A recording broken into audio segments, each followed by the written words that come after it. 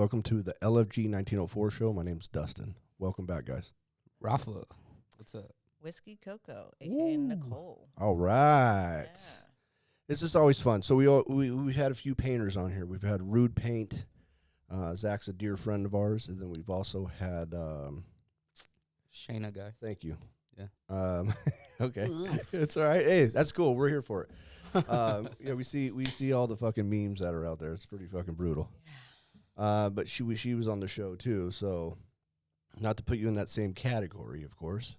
But like we were talking a little bit before, we know that you've done a lot of great stuff with all of our friends. I mean, you paint a bunch of fucking helmets and bikes and fun stuff. I actually seen your bike at the shop before. It's really nice. Yeah, thanks. Yeah. It sucks because, like, my pinstriping is so much better, and so, like, all I do is stare at it now, and I'm just like, oh, it's so fucked. Really? But I think that might be a painter thing because It's- Zach yeah. does the same shit. Like I know. Zach is like pretty fucking good, Yeah. and he like will just critique. I mean, I guess we're all like that though, right? Yeah.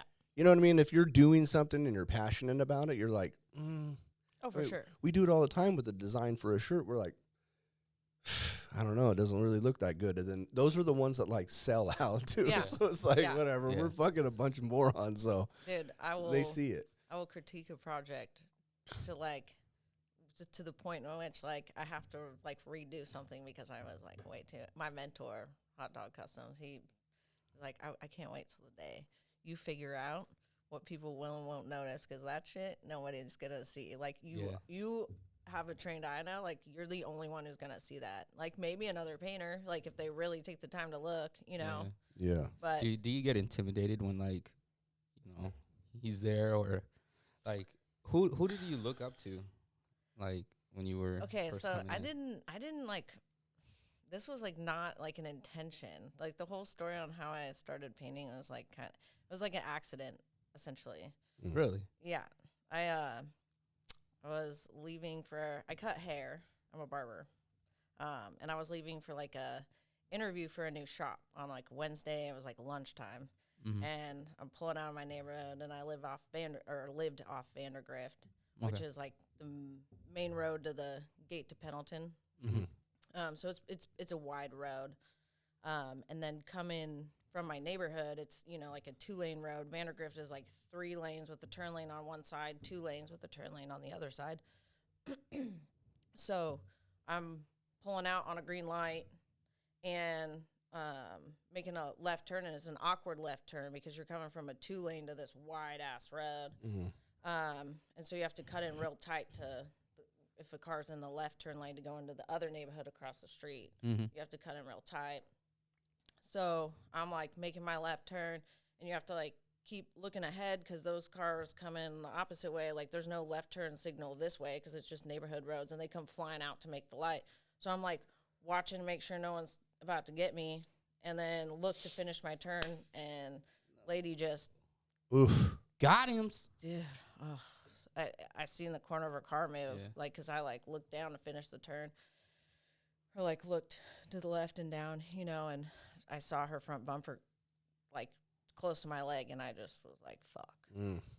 And immediately, I'm, like, laying on the ground, stuck under my bike, my knees straight, my toes are facing the handlebars, and I'm just like, my God, please be dislocated. Like, I pretty much know it's not dislocated, but please be dislocated. Right. Yeah. And so I, like, at this point, the light, I'm laying on the ground and everything's happening. The light for cross traffic does turn green. Mm-hmm. And all these people just start driving around me, like driving up. Oh, shit, someone's, like, laying in this lane, slam on the brakes, turn into the other lane. The next car does it. I mean, it all happens so fast, right? Mm-hmm. So I'm, like, laying on the ground, and I'm like, oh, my God. So I try to see if I could, like, pull my leg out from under the bike. Mm-hmm. Meanwhile, chick in the car is just chilling in the car. I'm laying there. I look I'm like, she's going to run. Like, that was my thinking. Right. She had to be fucked up, right? Like, Right, she just yeah. hit me. I'm on a green light. She's still in the fucking car. Yeah, it's like something weird's going on here. So I look back. Her freaking her bumper is, like, behind me, and I'm like, okay, if she runs, I have her license plate. Like, it all happens so fast. It's crazy all the things you think about. Unfortunately, I've been in accidents before, but only since I've lived out here. Who would have thought? So I'm like laying there trying to pull my leg out, and I just felt it crunch, and I was like, oh, this is so bad. Like, I know my leg is in pieces, and I'm potentially going to lose it. Like, immediately I knew. Yeah. So a couple cars, like, go around me, and finally this random couple stops, and they're like, what can we do to help? What can we do to help? And at that point, the chick gets out of her car, and I'm just like, why aren't you helping me? Like, I don't understand. How could you hit someone, see they're stuck, and just leave them to get run over in this road, you know? So I'm like, why aren't you helping me? Bitch, it wasn't my fault. And I was like, Oh, no. hell, you better get the hell out of my Wow. face right now before I make your leg look like mine. Like, that is insane. So the couple comes over, helps me out. They're like, what can we do? I'm like, just pull the bike up, pull the bike up. Like, what do I do after that? Drop it. I don't give a shit. You know, I'll pull myself out. So I pull myself out. He drops the bike down. I'm like, someone needs to call 911. Like, this is, I can tell this is, like, really bad.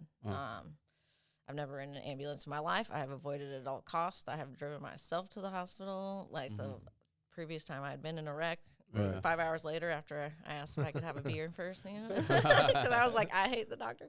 Yeah. So I'm like, someone needs to call 911. Like, this is, my leg is mangled. Right. So I'm laying in the road. They're like, what can we get you? I'm like, grab my helmet. There's a bandana in it, and grab my purse. I need to make some phone calls.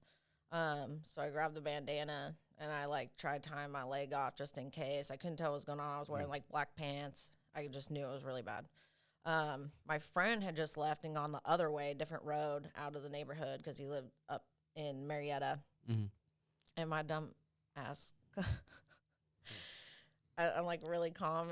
Adrenaline helps, but I'm also, like, really calm in bizarre situations. And so I'm like, hey, Chris, I know I said I was coming over for dinner tonight, but tell Kelsey she doesn't have to cook dinner. I just got hit by a car. And he was like, what do you mean you just got hit by a car?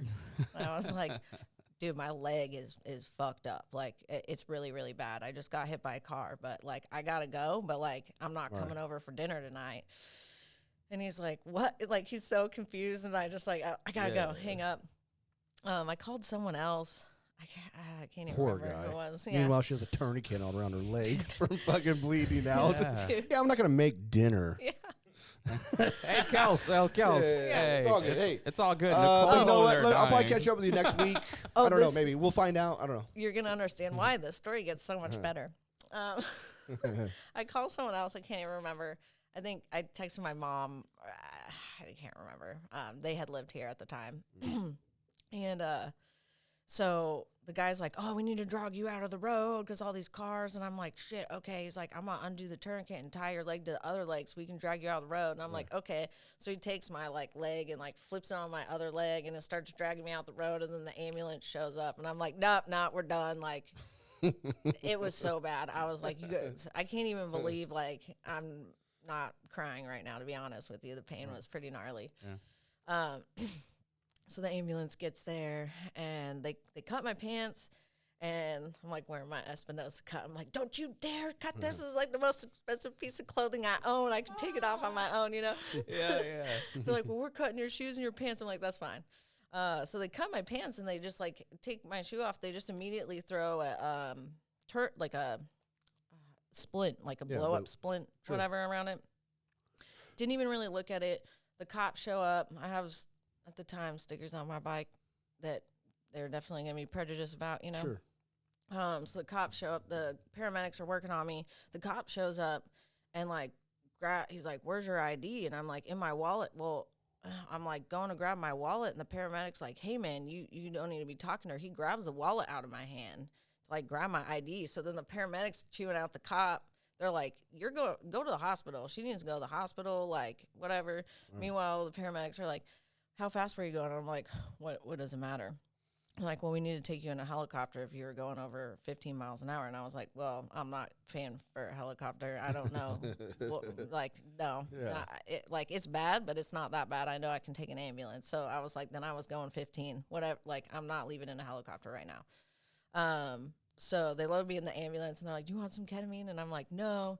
I used to be a vet tech for 7 years, and I've watched animals wake up from anesthesia, ketamine, Valium, and like they're not happy. They're losing it. Sometimes banging their heads against the cages. So we gotta sedate them some more to like help them through it. You know, so they don't hurt themselves. And I'm like, hell no, I don't want ketamine. I know some people like have fun on that shit, but like what I've seen, like from what I've seen, this does not look good. So no. And then they like load the gurney into the ambulance, like, and I was like, yeah, you know what? Actually, I'll go ahead and I'll take that. Like anything now. You ain't giving me pain meds, whatever. Like, just give it to me. Anything. So then my mom shows up. She's freaking out and crying. Oh God, that was the worst part. I really wish I hadn't. Like all I could think about was my mom. Like she knew this was gonna happen. Right. Right. And so I see her and she's bawling her eyes out, and I'm like, I'm gonna be okay. Like I promise, it's bad, but like I'm gonna be fine. Like this is really gonna be okay. They take me in the ambulance and they don't turn the lights on.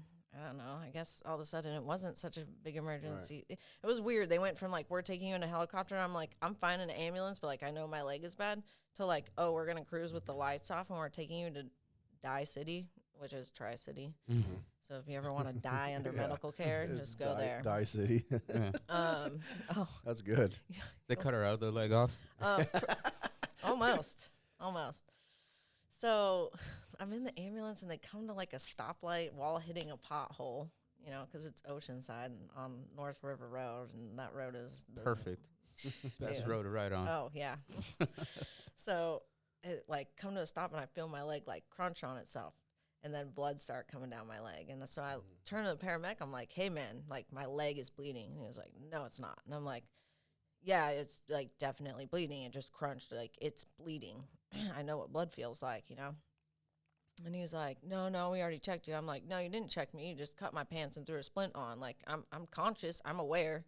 He's like, no, it's the ketamine just running down your leg. I'm like, bro, this is not ketamine. It's blood. It's warm blood. Like, I'm not stupid. He said ketamine.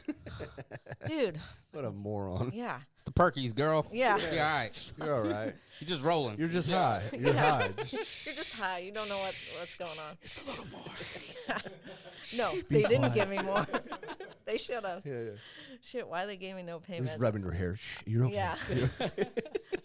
Dude, so it's okay. I'm so irritated in my ketamine state, which I probably would have did not on ketamine anyways. So Kelsey, who was supposed to cook dinner, had just broken her leg about a month before. She was pregnant. It was her due date. She's slipped, like the sprinklers were going off, slipped, and to save the baby, you know, not falling on her stomach, ended up breaking her leg. For sure. So I FaceTime her from the ambulance. Perfect. And I'm like, hey, Kelsey, my leg's broken. She's like, what is going on? Why are you FaceTiming? How you just got hit by a car? You know, she's freaking out. I'm like, yeah, dude, and my leg's broken. So we're like broken leg buddies now, you know? And she's like, Nicole, like, you know, I can't even believe this, whatever. Like, you just need to figure out what's going on. Like, you don't need to be calling me right now, you know? Yeah. So I get to Tri-City, and they, like, offload me or whatever, and I'm laying in the... That's a decent ride. It's not too bad. I mean, it's... pretty decent. Yeah, I asked them to turn the lights on, though, after the leg crunch, so then we got there a little quicker. Right. Oh, good for them. Yeah. What a bunch of nice guys. Right? They're whacked out. We're going to take you in a helicopter, but we're not going to put the lights on. You're going to be okay. You know how bad the traffic is on the 78? Dude, no, the 76. The 76. Yeah, it's even worse. Yeah. So, get to Tri-City, they offload me. I'm laying in the emergency room for 2.5 hours. With no pain meds, no doctor looking at me. Wild. I'm continuing to say, hey, I am like actively bleeding. No one cares. No one listens. The, adrenaline's wearing off at this point, and I'm like feeling it. For sure. So I'm like white knuckling the bed, like somebody help me. See, fact number 5509er, women are so much fucking tougher than men. Yeah. Jesus Christ. Besides giving birth, you know what I mean, to fucking babies, she has her fucking leg with a tourniquet. Mm-hmm. I'm just chilling. I mean, I know me. I'd have been like, "Oh my fucking god, Jesus! Somebody give me fucking everything." And it'd be, the biggest fucking baby out there. Same, Dude, same. You're just chilling. I feel like I've always had a already high pain tolerance, like as it is. I think on top of just being a woman, I grew up like riding horses and dealing with like that shit'll make you tough. Yeah. Like people They'll think, break you. yeah, people are like, oh, you act all tough because you like ride motorcycle. But I'm like, first off, I don't act all tough. Like, however you perceive me is your own perception, you know. But like, I am like a little rough around the edges per se because I grew up fighting 1,200-pound animals, essentially. You know, from 8 years old. Yeah. I wouldn't say like fighting, but you know, kind of to a degree, getting drug around by them, like. Yeah. But anyway, Was it like your first time breaking a bone, or? No, no, I had broken my wrist. Once again, motorcycles. Few years prior, probably like 4 years prior, but not bad. Like again, I was like showed up to the motorcycle shop and I was like, yeah, you know, I just wrecked whatever, and they're like, I was like, something's wrong with my arm, you know, I think it's sprained real bad. And You and sprained and dislocated. yeah, It is. I mean, I love the fucking thinking. I really do. Meanwhile, you're up Shit's Creek. dude, Your fucking wrist looks like a lightning bolt because it's so goddamn crooked, and your leg is probably to your fucking back. I guess I just heard people talk about breaking bones was so bad that I was like, and I said that, you know, I show up to Moreland Choppers and I'm like, yeah, you know, I think it's sprained real bad. And they're like, dude, that shit is broken. You need to go to the hospital, like, right now. And that's when I was like, hell no, I'm not going to the hospital right now. I just had to deal with this. And, like, and they're like, we're not fixing your bike unless you go to the hospital. I was like, all right, I'll sit here. Someone was going to bring me a tall can and drive my ass to the hospital up the street, and then I'll go. So by the time I showed up to the hospital at that point, and they were like, oh, why are you here? And I was like, I got a motorcycle wreck. How long ago? 5 hours ago. And they looked at me like I was nuts. I'm like, my arm, you know. So I'm laying back to the leg thing. I'm like laying in Tri-City 2.5 hours. They go and take, I guess it took knowing someone there. They found out I was there. He found out I was there somehow. And they're like, oh, we have someone to see you. And I'm like, who's coming to see me? Like, my roommates are here, my mom and dad are here, you know, no one else knows what's going on right now. And he worked there, his road name Muth, worked there. And so I was like, hey, they've given me nothing. So he talks to the nurses and they finally give me, like a little morphine. Come to find out, the cops wrote on the incident report was possible sprained ankle. Oh, nice. So that's why they were treating me like shit. Wow. So, yeah. So then they go to, actually, no, before they take x-ray. Before I get the pain meds, sorry, let me rewind. 2.5 hours, I'm laying there. Finally, a doctor comes over. And you're like, all right, like, I gotta see what's going on here. He opens up the splint, blood everywhere. He loses his damn mind. What the hell is she doing here? This is a serious trauma. She's been bleeding out, laying here for how long have you been laying here? 2.5 hours? Yeah, laying here for 2 hours, blah, blah. Like, starts yelling at everyone. I look at the paramedic who's been waiting with me like, I told you. Wow. Wow. So he's like, all right, I got to pick up your foot. I got to see where this is coming from. I'm like, okay, yeah, that sounds great. So at this point, there's like a shit ton of nurses standing around because, you know, everyone's like, oh, my God, something real bad's going on over here. It's like, somebody's dying. It's not just a homeless person looking for some drugs or a warm bed, you know. A sprained ankle. Yeah. In an Espinosa vest. Yeah. Fucking. How you living? She must have stole that vest from somebody. Oh, dude, you knew instantly, like, oh, this chick's covered in tattoos. She's looking for drugs, you know, whatever. She got in a motorcycle accident. Sorry, honey, no fentanyl. We're out. Yeah. So he freaks out. You know, all these nurses come by, and he, like, goes to pick up my leg by, like, my toes because you don't know where the blood's coming from. I don't even know where the blood's coming from. And then the nurse next to me goes, oh, my God, her bone's sticking out. And I fucking lost it at that point. I was like, you have got to be kidding me. Your one job right now is to be used to this shit. You are so lucky I am used to this. Yeah.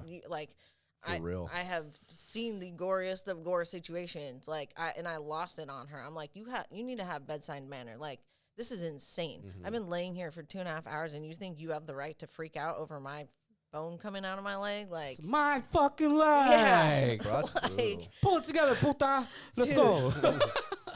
I was pissed. What, I was what like, bone was it? my tibia. Oof. So it was just out. It wasn't actively sticking out. It was moving. So I can show you the X-ray. I don't know. I'm okay. No, you don't Nah, like I'm that good. shit. It's really. I'm cool. You don't like it? It's see this fascinating. shit. You want to see it? It's You're a fucking asshole. Nah, I'm a dirtbag. dude. I love like. Yeah, clearly. I would still be a vet tech if you could pay your bills doing it. I that was. Yeah, I've always heard that doesn't pay well. No, You have to really love animals. I did, Yeah. and it got to the point where like I couldn't even afford to get new tires, and I was living as cheap as possible, renting a room, like. Yeah. For sure. So it really sucked because like ultimately, if someone was like, "Hey, here you're gonna make like a decent amount of money. Here's a vet tech job," I go right back to it because like there's nothing I loved more than that job. And you would think, like, bro, like, you go in there with your cat with the sniffles, and it's like fucking $3,000. Dude, Fuck. we're making. You want to know what the most I could make at that when I $17 an hour? Damn. Straight racket. Damn. Yeah, Straight fucking racket. in San Diego, no. Man, that's out. So That's wild. So I love the blood and guts. Okay, so your tibia was fucking You want to out. look through all those? You can look through all those. I made my roommate take pictures of my leg all fucked up in the hospital. I need That's a pictures of lot everything. blood. I asked for X-rays everywhere I went. I'm cool. I'm fucking cool. Fucking coagulated blood. I mean, even just so far of the story, the lady that hit you that's claiming it's your fault, fucking jerk off, total fucking piece of shit. Yeah. And then everything that transpired afterwards, like going with not an ambulance ride, I mean, the ambulance ride with no sirens on, just saying we need to get you airlifted in the chopper. But then it's like you have coagulated blood, and they're still fucking you off in the fucking damn room. She has a tattoo that says, Your parents warned me about you. Dude, we're the kids your parents warned you about.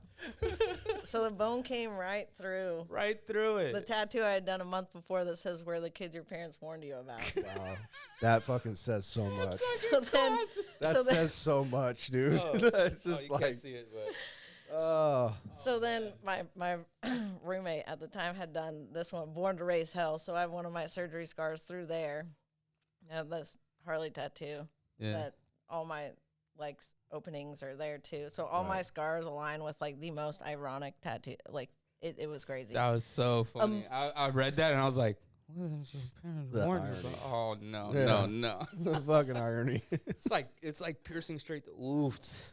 So that was the That's Oh, both yeah. of them. That's yeah. your Oh tibia yeah, they and both fibia. they both broke. But Oh, so wow. I'm in the hospital, right? And they take the X-rays with like I got like 0.5 morphine.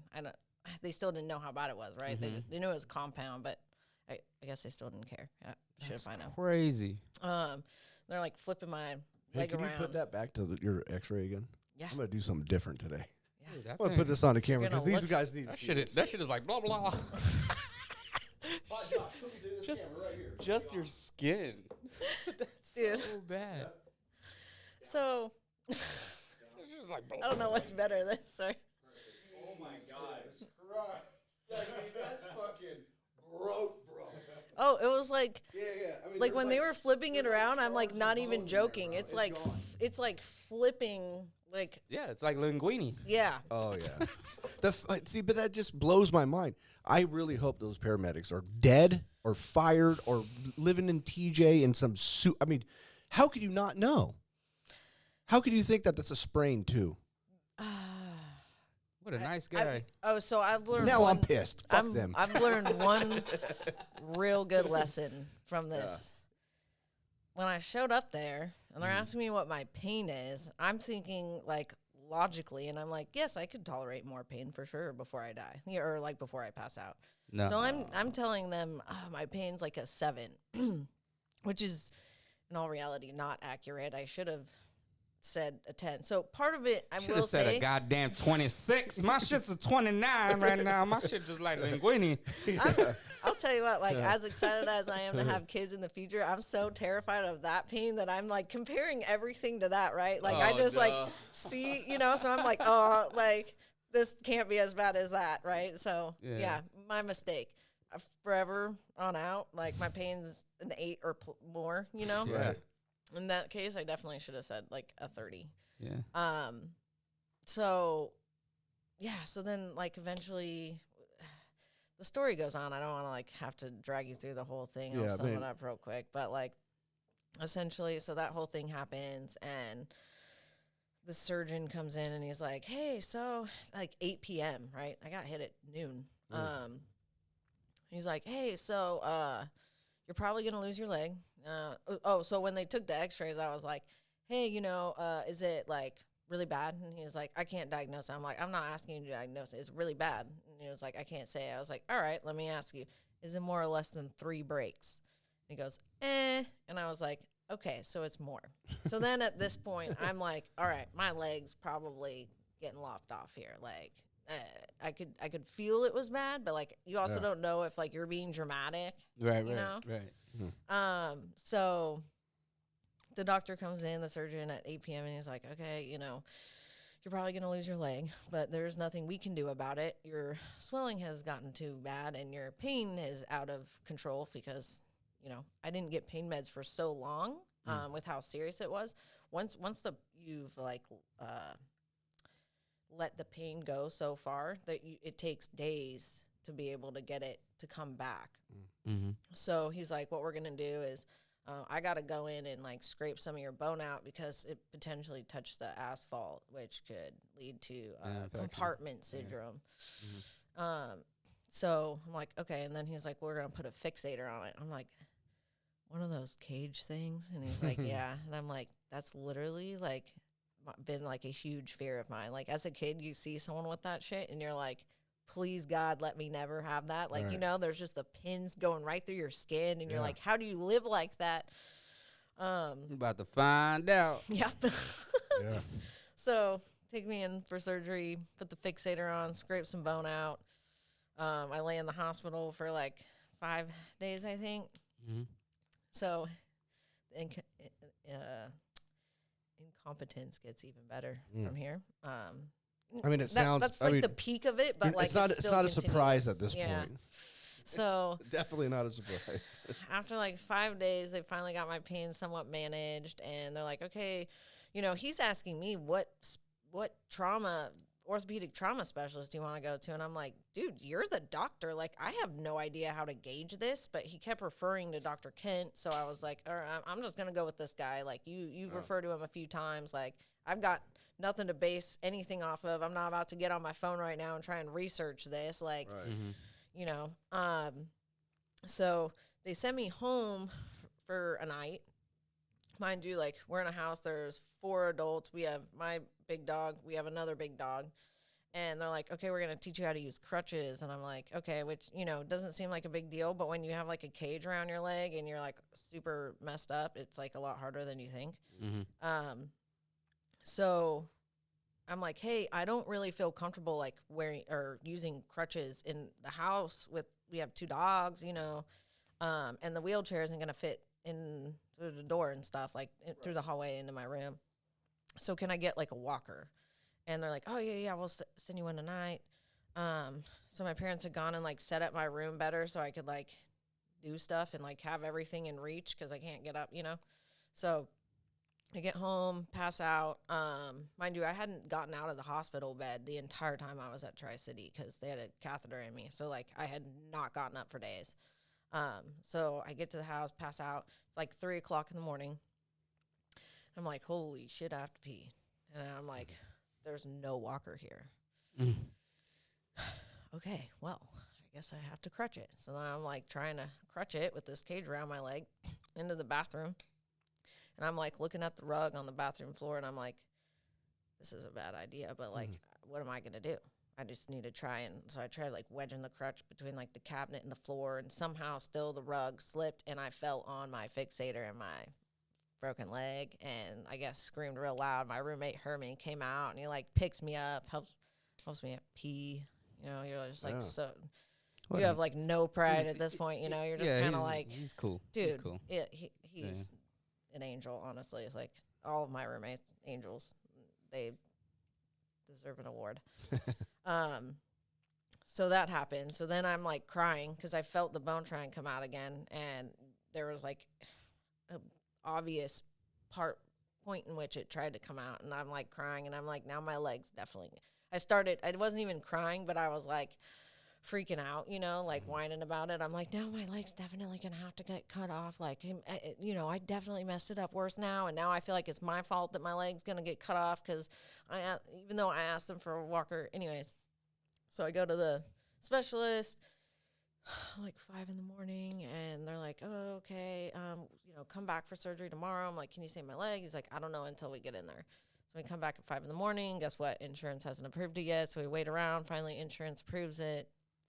I go in for surgery, and next thing I remember is the anesthesiologist, you know, oh yeah, and when I went to see my orthopedic specialist, he like tightened my fixator, and it was awful. I was like, can we not? Like, it's tomorrow, right? Yeah, right. Like, why are we doing this? Oh, that's like fucking straight brutal. up, you know? Yeah. They gotta do what they have to do that, like when you break a bone. Yeah, I know, but That like, fucking I was sucks. getting Yeah. surgery She tomorrow. knows, homie. Bro, Yeah. that shit sucks, dude. But like when you go in there and you see them, they're like, "Well, this is gonna suck." Yeah. So I wake up to the anesthesiologist, and he's like, we got good news and we got bad news. And I'm all fucked up, you know? And I'm like, okay, well, like, what's the good news? You know, I'm like still out of it, but also kind of like, dude, just tell me if I have a leg or not. You know what I mean? Like, don't tell me there's good news and there's bad news. Like, he's like, we saved your leg. That's the good news. And I'm like, okay, well, what the hell's the bad news? Like, like literally nothing is going to be bad except for like, oh, it's dead. You know, it's just, you know, like, it doesn't work anymore. It's made out of wood. It's never going to work anymore. Yeah. It's made out of wood. Like, we saved your leg, but we're going to have to cut it off in 2 weeks. Yeah. So he's like, oh, you have to come back for a bone graft. And I'm like, whatever, dude. Like, I'm like looking up, you know, make sure he's not lying to me. I'm like, this was fishy the way you told me.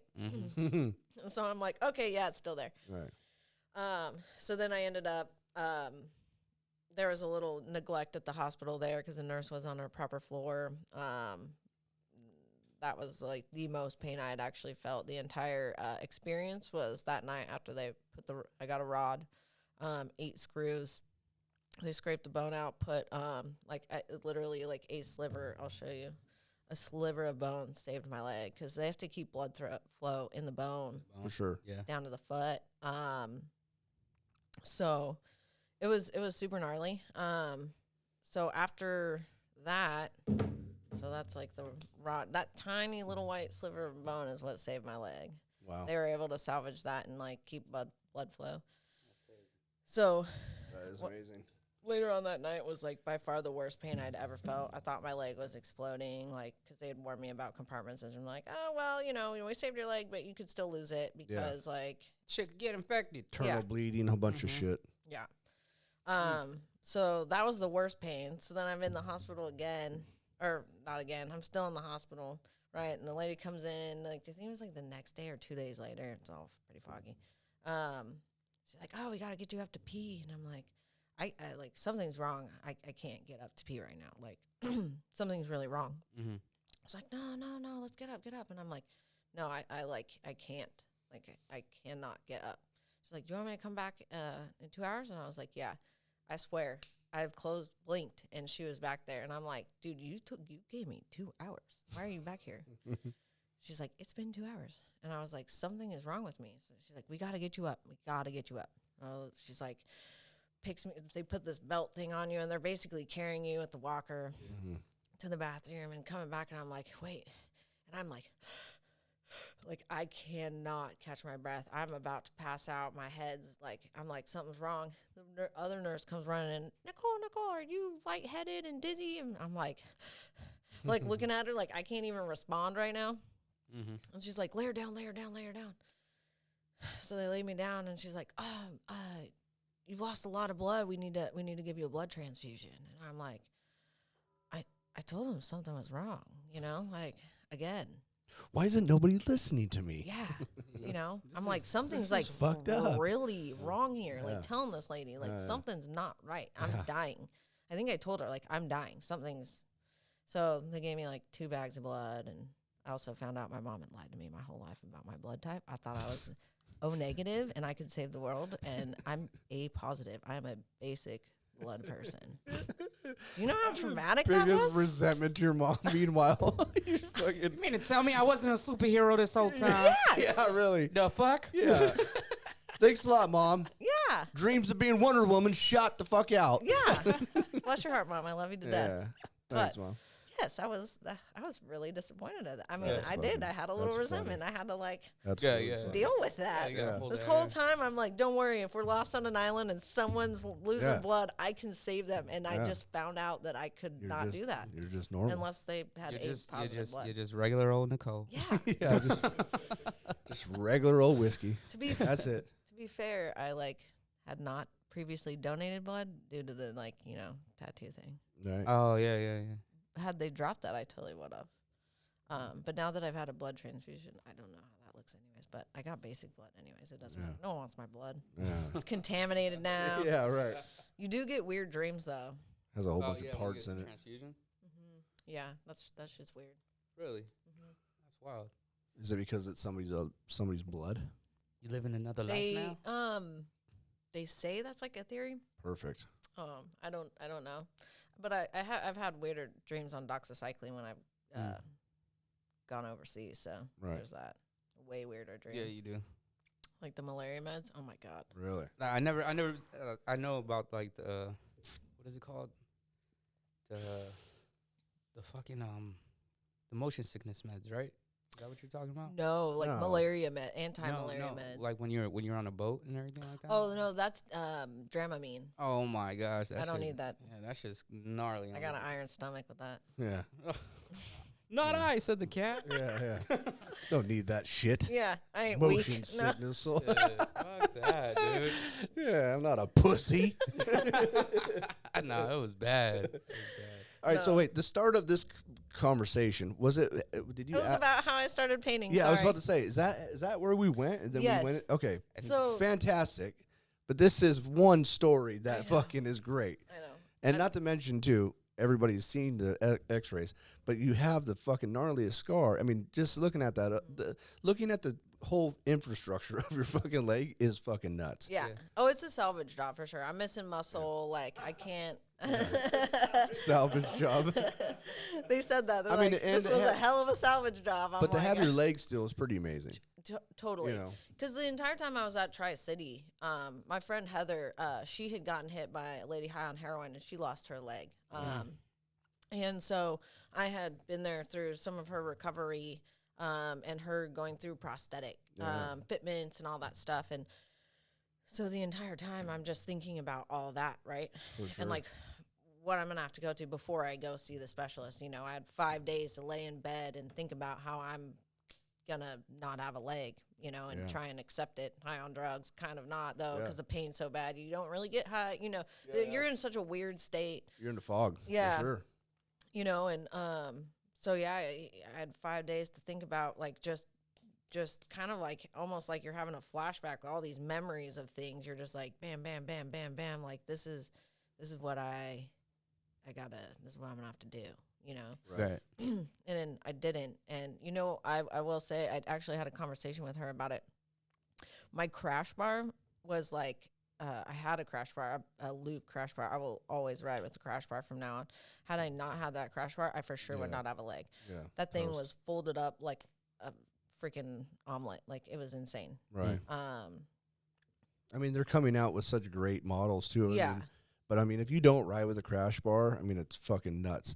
I mean, it's completely nuts. out here at least, yeah. Yes. You know what I mean? Because I mean, in your case, this happens every single day. You know what I mean? Yeah. Somebody's smacking into somebody. But the fact of the matter is, when I see people without a crash bar, I'm like, y'all are fucking nuts, man. Our friends that have crashed in the same scenario. You know what I mean? Their legs would have been fucking gone if it hadn't been for that bar. Yeah. I mean, they're And I hated it. I hated the look.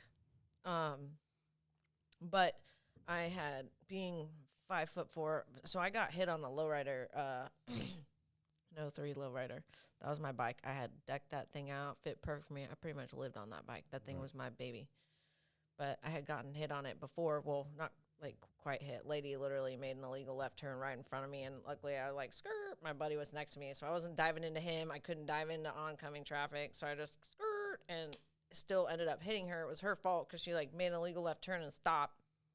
You know, so I already had that incident like a year and a half prior, which I didn't get hurt from that. You know, whatever. My shit got fucked up, but so me and this bike had been through like a lot, right? And after this incident, I was like, get it the fuck out of my face. Like, I don't want it anymore. Oh, Right. the same bike. yeah. I'd also gotten speed wobble on it so bad. It was like tank slapping coming back from Yosemite one time that when my friend looked back at me and I was freaking out about it. And then when he looked at me and saw what was happening, he looked like he shit his soul out. And I was like, oh my God, I'm going to die right now. You know? Right. So then I got a True Track, put that on the bike, and then I felt better about it. So this bike had got me so many close calls.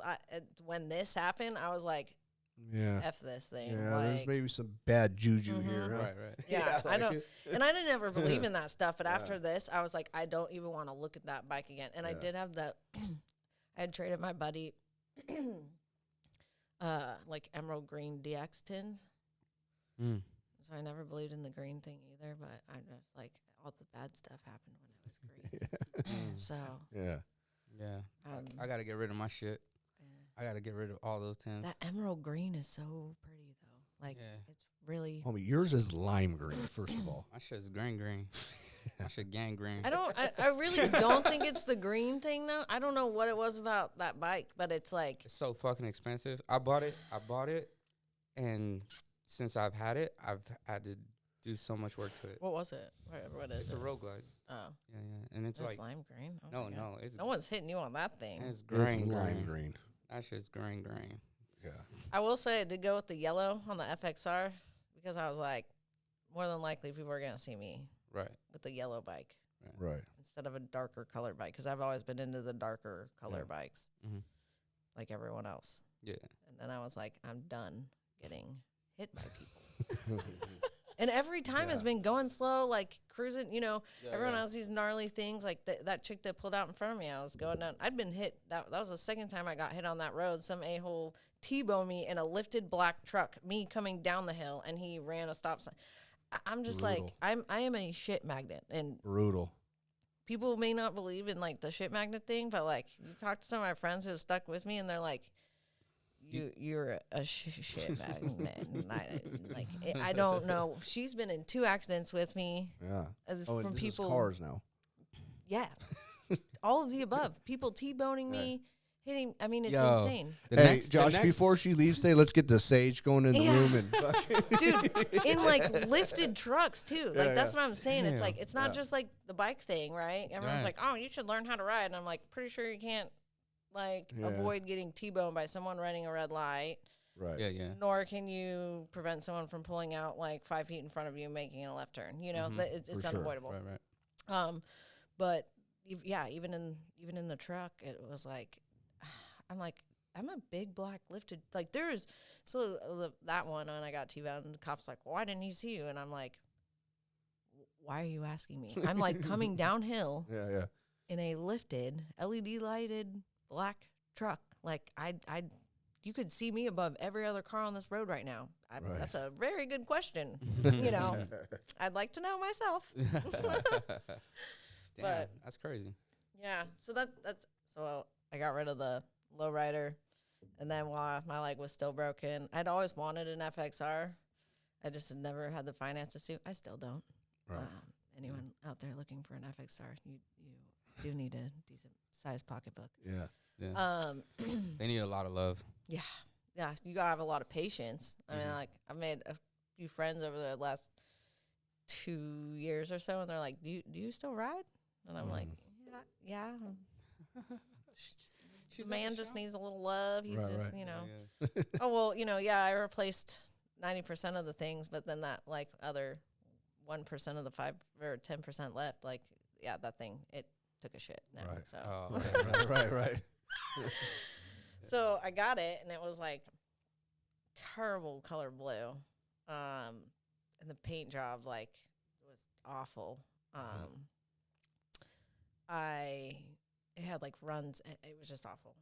So I was like, okay, well, I have a broken leg, and they're not telling me how long it's going to be before I can walk, but they had told me between my second surgery and my third and last one that it was going to be a couple, like, months. And so I was like, okay, I'll have all this time. And mind you, I was, like, pretty terrified to move around, to be honest with you. I was scared to go outside. For sure. Because they were like, if you put any weight on this leg, like, if you trip and fall and put this leg out, like, You're done. you're We're cutting that fucker. Yeah, now it's coming off. Yeah.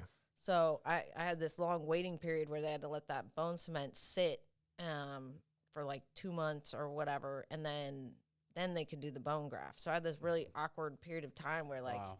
I didn't really have a leg. I had that sliver, bone cement, and a rod, for a leg. But it got to the point after, I was getting so tired of sitting around and stuff.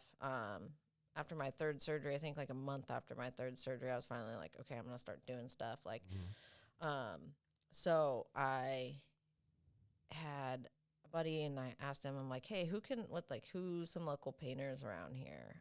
'Cause like, I want to learn how to paint this thing. Like, I have all this time.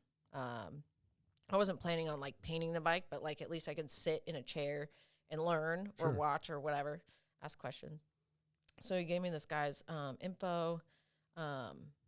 And I had actually met Pete, a hot dog, a week before my accident. I had a barbering mobile trailer that ended up going away during COVID for obvious reasons. I did like events and stuff, weddings. And I met Pete at an event, Ramble on the Ranch, I think. Okay.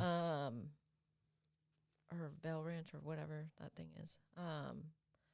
And he was like, oh, yeah, you should come up and, like, cut hair. I need a haircut. And I was like, okay, cool. And then that was, like, on the weekend, and I got hit on Wednesday. And so I'd hit him up, and I didn't hear back from him. And my friend had given me another guy's info. So I hit him up, and he was like, yeah, you can come by and learn. So I started learning from him. And, like, it was cool. I was, like, kind of apprentice with him as I started getting better. And then I started painting my bike. Well, actually, I started trying to learn from him and doing some of the stuff. And then I was like, okay, well, I have to, like, go back to work, right? I've, like, been living off my savings and a GoFundMe for the last, by the time I could start walking, I think it had been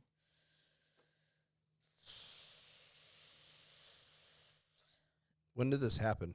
2020? September 2019, September 25th, 2019. So I had been learning from this guy, and I was like, I need to go back to work. And I wasn't supposed to go back to work yet, but I was out of money. So I got a job at a barber shop, and I was just going to, like, put my leg on a stool because I still couldn't stand on it, really.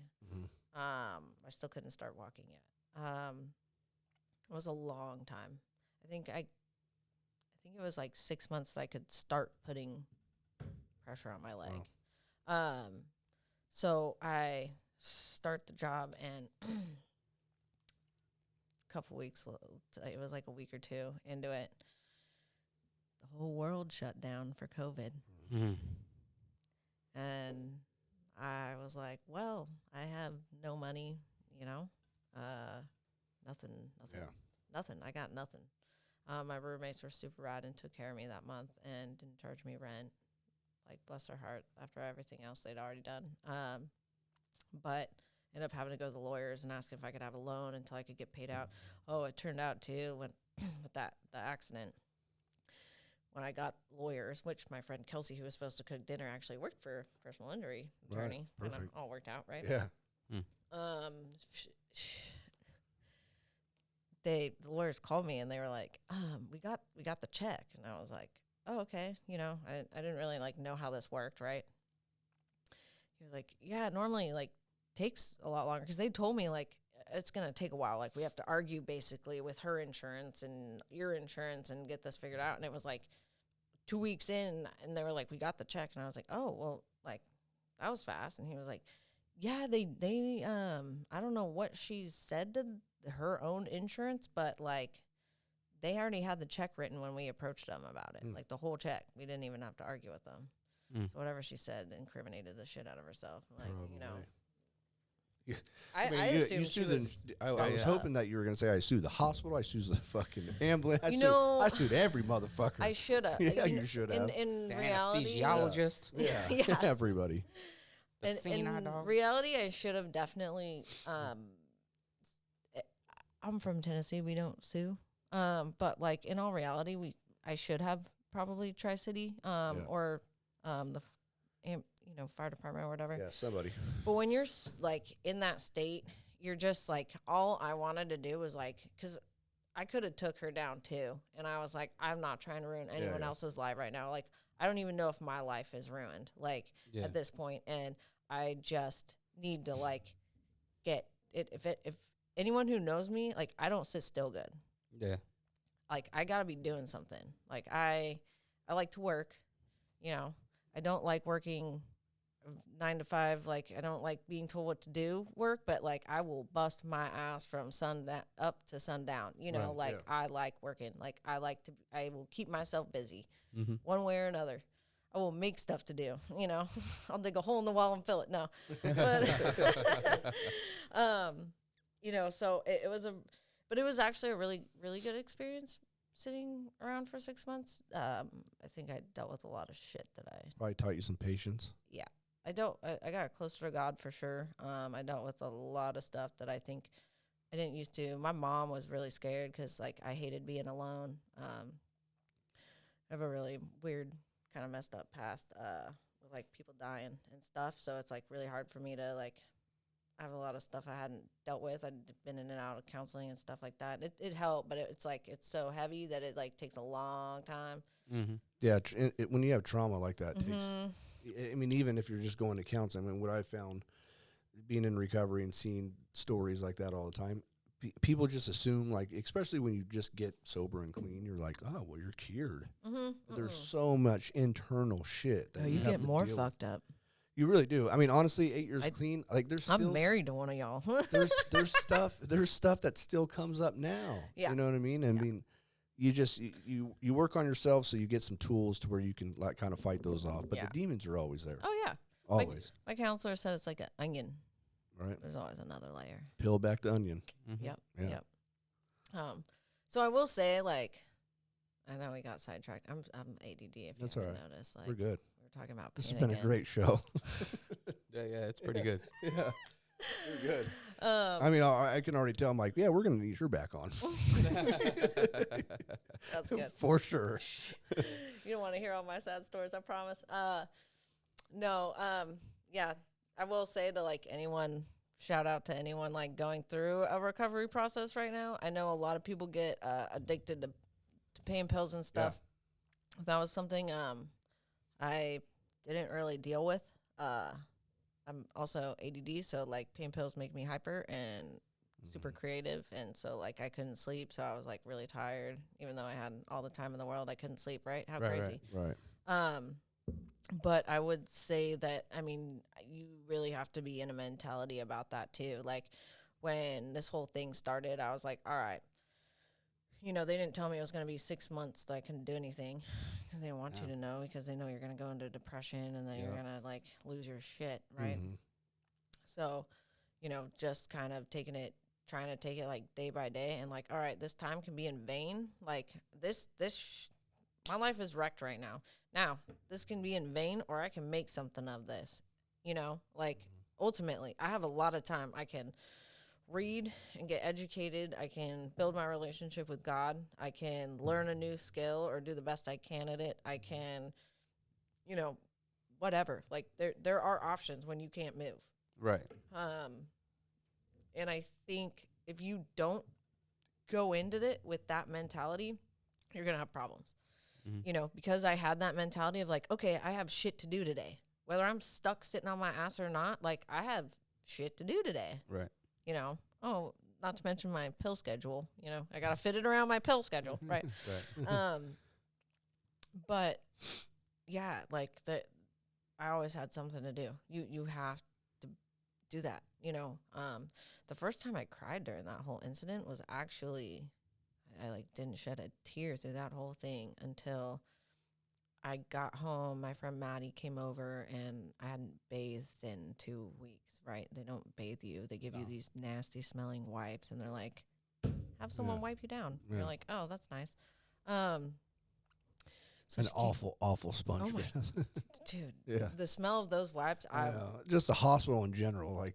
I don't fucking- even mind the hospital. Those wipes, though, Yeah. my God, like, Yeah. Not it. Yeah.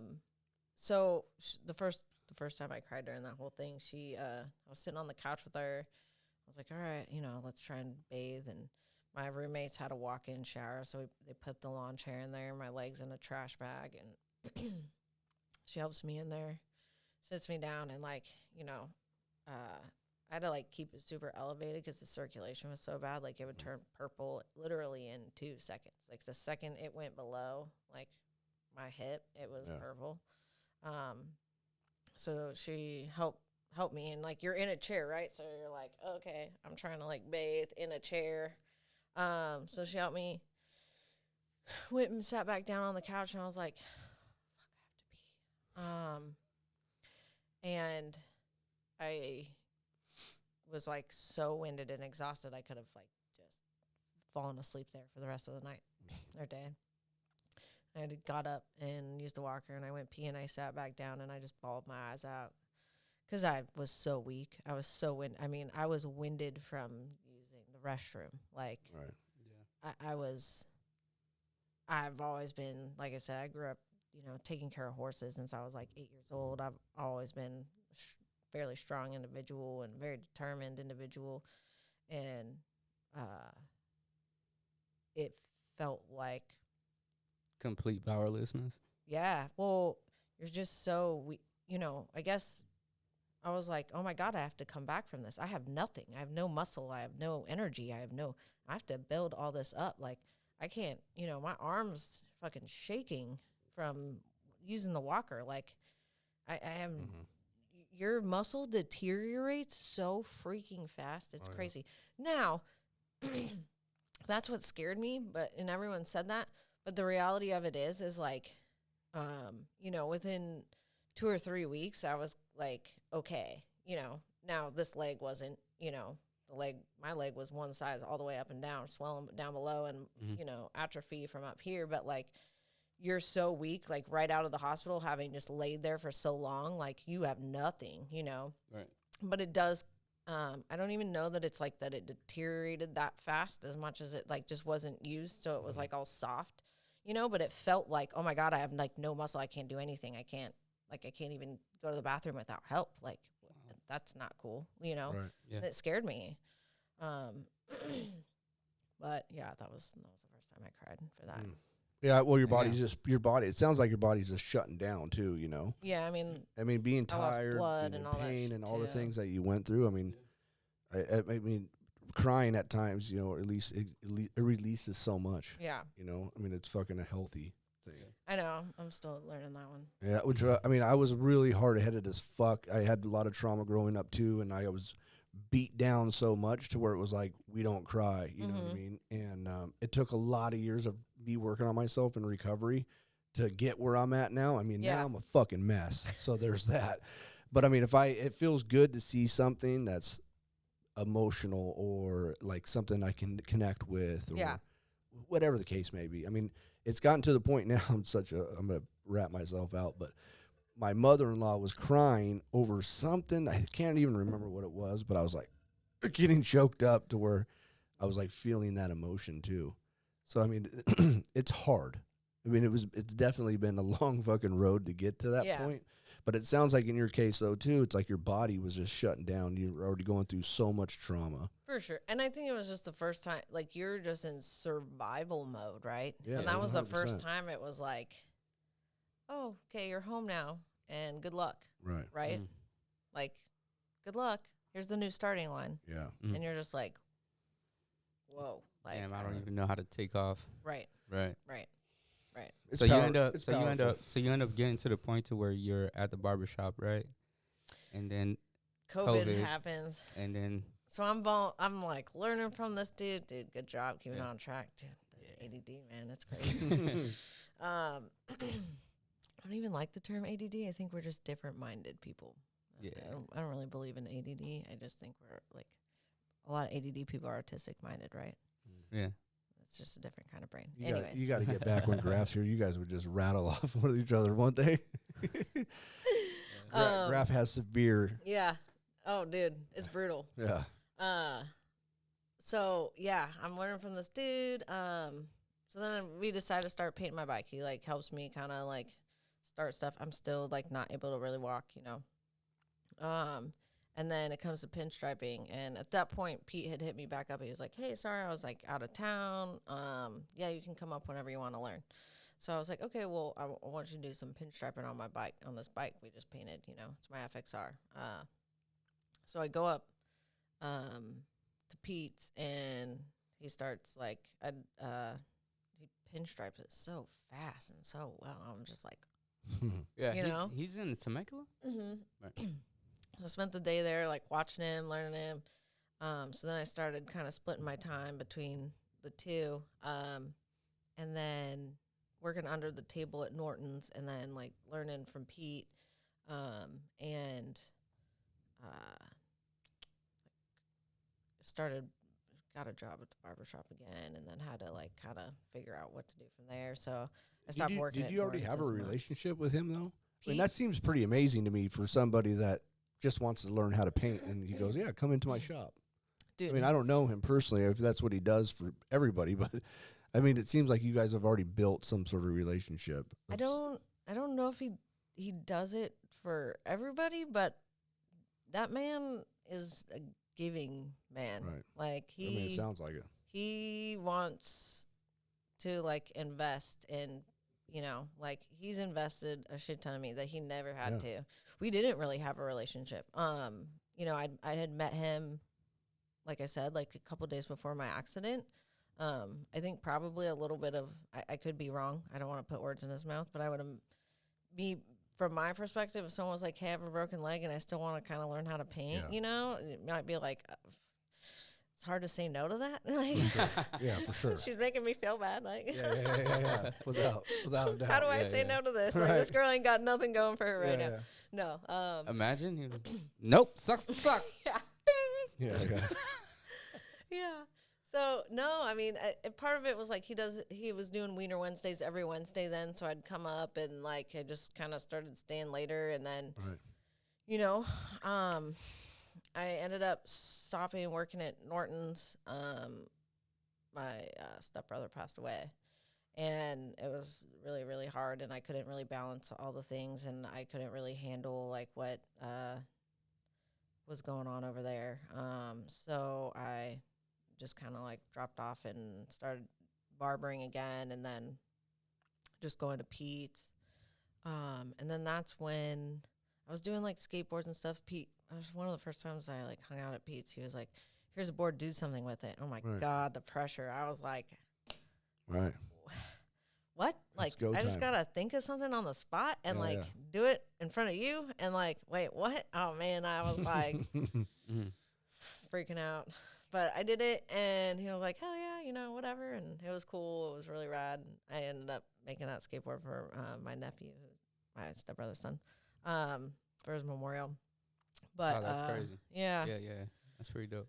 So I'll never forget that moment either. You know, it's like sure. one of those pivotal things where you're like, this positive experience. It's like, okay, it's already transferring, like, you know, into being able to do something for my nephew. And then I had a buddy ask me, actually, one of the guys that tattoos me, was like, "Hey, you want to paint this motorcycle? I hate the paint on it." And I was like, I don't know if I can do it. He's like, "Yeah, you can do it." I was like, "Oh, okay, yeah, I'll give it a whirl. Like, what do you want to do?" You know? So we talked about it and got a little money and for materials and stuff, and then traded tattoo work, you know, and he bought me my death metal racing risers. But that was like super rad of him. Yeah. that was kind of like a gift. He Those did. are dope. Dude, I freaking love them. Yeah. Just the name, like Death Metal Racing. Come on Yeah, now. That's Yeah, cool. I'm sad I didn't think of it. That's Boosted Bread, right? Yeah, Mr. Brad. He was in Tennessee. Yeah. Of course, he's from Tennessee. Only cool motherfucker. So let me stop it real quick because I want to talk about Tennessee real fast. Okay. I mean, we already got to the point where you're a painter now, I guess. But where part of Tennessee were you from? South of Nashville. It's called Beautiful. Franklin. Franklin. Been there. Yeah. So everyone knows what We've been Franklin is now, right? Yeah. Everyone, I don't. first thing everyone says is, "Oh, it's bougie." My parents, so my mom and my stepdad, my dad, my real dad, passed away when I was 2. We'll go over that some other time if you want. We moved to Franklin from BFE Chino Hills back in '93. Which Chino Hills might be popping now, but in '93 it was still halfway dairy farms. For sure. So my parents moved from a condo in Chino Hills to Franklin, and we moved into an apartment for a bit, and then they were able to get their first house.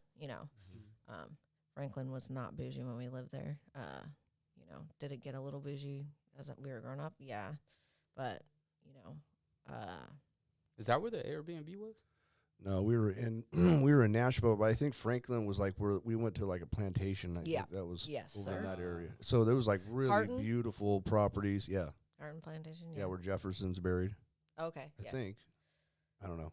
Mm. Anyways, but I mean that whole area was fucking. Yeah. The only reason why I even asked is because I've been to Tennessee. We've been to Tennessee, and it was probably by far, if I ever want to move, that's where I'd want to move to, just because you already know. it just felt just so comfortable. And I've been to other places, and I just did a trip in Colorado and Wyoming. I'm like, get me the fuck out of here. I mean, no offense. If you live I there. like Wyoming, but I couldn't do the cold. Yeah, I'm not a big fan. I can't do Not a big fan. that cold. But just everything, like even the rock and everything in Nashville, just everything's different. Like the slate everywhere, and I mean, Main Street Nashville is fucking insane, dude. Okay, it's the greatest time I ever had. That's not how it was growing up, though. Like Really? at all. Really? Dude, no. Like Nashville was nothing. So I don't know. I went to Reno last year, and I felt like that was kind of like old Nashville, like how small. You know how Reno is pretty small. Reno is not like when you think of Nevada, you think of Vegas, right? Sure. Vegas is a big city. Yeah, Reno's a city, but it's small. Yeah, That's it's almost like Lake Tahoe. Yes. Kinda. I mean, so Nashville was They're like right next to each other. yeah. Like, Yeah, they're right next to each other. Nashville was tiny. Mhm. Like we had one Vans Warped Tour and not enough people showed up, so we always had to go to like Atlanta for that. Blink-182 Atlanta. If we wanted to see a show that wasn't country, or bluegrass or Christian, we had to go to Atlanta pretty much. Yeah. We would even go down to Alabama for some of our like hardcore shows. oh wow. It was just so like all they did was country there, right? We had 12th and Porter was one place where they didn't play country, so all the kids were at 12th and Porter, right? Yeah, yeah. No one went to Broadway. The only time we went to Broadway was when we were broke and we needed rich businessmen, or rich to us, right? Right. To buy us drinks. Right. 'Cause that's where they go. Perfect. And, yeah. Dude, that They're in shit- town on a business trip. Right. Oh, we're broke. We haven't got no money for drinks, so we're going to Broadway. And even then, we're trying to go to, let's go down, Printer's Ave. Like, let's get back outta streets? here. Yeah. Yeah. So We hit that up too. Yeah. Man, I was out there until like 2-3 o'clock in the morning. Yeah. Later than that. Printer's Alley. Well, this guy literally fell in love with Broadway. Yeah. Really? I was in there just. Tootsies? Yeah. You went to Tootsies? Yeah, we did. Yeah, We went in I went in there. all of them. I think the only one that I didn't do was Kid Rock and Jason Aldean. I did. Dude, we I didn't hit even have those damn all of bars them. growing Right. up. None. No. No. Like people go, where should I go when I go to Nashville? I'm like, I don't know. Like, Oh, because it's like completely different now. oh my God, it's so different. Like, I wouldn't even know how to get around Nashville at this point. Oh, wow. Wow. Like, I mean, every time. So I was born in San Bernardino, and then, or like Chino Hills, Upland area, whatever. Sure. And then at 3 years old, we moved to Franklin. I grew up there my whole life. we did have to move back to Temecula when I was 8 for a year for reasons. But went right back to Franklin. Grew up there my whole life, and yeah, like Nashville was nothing. Like nothing was there, you know. I would not know how to go back to or how to get around there. And every time I go back to visit, you know, my family and stuff, because my little brother's, I was actually gonna stay out there. I don't know how the hell I ended up here. I mean, I do, but like this was never in the books. Right. I'll be honest. Like I moved to Oceanside 11 years ago, and I was only gonna do it like go to, I don't know, community college for like a year or two, and then dip back home. I just didn't want to like be the kid that never left the small town. I wanted land. I wanted my horse farm. I like. You I wanted all those things? Oh yeah. Yeah. I never had any intentions of leaving Tennessee, and then some really bad stuff happened, like a compile of things. Yeah, you're saying there's a lot of tragedy, right? Yeah. And I was like, it's probably good if I get out of here for a couple years and like, figure myself out and get some experience. I was drinking a lot in Franklin, like, cause it was like, we had our little bars in Franklin, and, I could go to any one of them and get blackout drunk, and no one was going to hurt me. Knew everyone, that worked the bars. They were going to get me a ride home no matter what. And so it was just kind of like an out of control drinking situation, because no matter what I did, I wasn't going to, it's not that I was like going and drinking and driving and wasn't going to get in trouble, which I mean, I obviously did. Every stupid fucking kid does that. Yeah. And, I regret every day of my life doing that shit. It's embarrassing, but everyone's done it. But, it was like a matter of everywhere I went, I knew everyone there, and someone, would bring me either to my house or their house, and, the next day, like NBD, Right. So anyways, I was like, oh, it'd probably be good to, be somewhere where I have to take care of myself. I can't do those things, figure it out. And then I never left. Yeah. You got the San Diego blood. You just kept you. Yeah. I mean, that's. So but you're also from California, but I mean. Yeah. To be fair, like I always missed back home. I think there was just so much shit with it that it like I always until kind of like I did counseling and then had to sit with myself for 6 months. Yeah. Every time I went back, like I just felt the bad stuff, right? Yeah. Because I never really let it go. Right. So it was nice to be away from that. Right. Every part of me still wanted to live in Fallbrook on acreage. I mean, I have been saving. When I got my accident, I had saved up money to like try and put a down payment down on something. That was before everything blew up, right? And we could still afford to live here, right? Yeah. It's insane. Yeah. I mean, honestly, Nashville and Tennessee's insane too. I know. Because that's Depressing. my social media. I love looking at Zillow. Dude, me So- too, me too. And I'm like, you got to be fucking killing me. You fucking Californians are fucking everything up. God damn it. Yeah. You got to go to You're like telling South. me. You got to go to South Carolina now. Shit, you're telling me, man. I remember too Yeah. when everything changed in Franklin. Nissan headquarters moved to Cool Springs, which is like the urban part of Franklin. Like back then it was very segregated of like, this is where you live and this is where you like the mall is and Home Depot and all that. We'd have like gas stations and like grocery stores where we lived, but like you to like do anything else, you kind of had to go to Cool Springs. And Nissan moved their headquarters to Cool Springs, and they built like a high rise, and they brought all the Californians, and everything started changing. Yeah. Damn. Which these is funny songs. because we were Californians, like so it was Right, like right. our family and 3 other families that moved from California to there. Yeah. But then it was like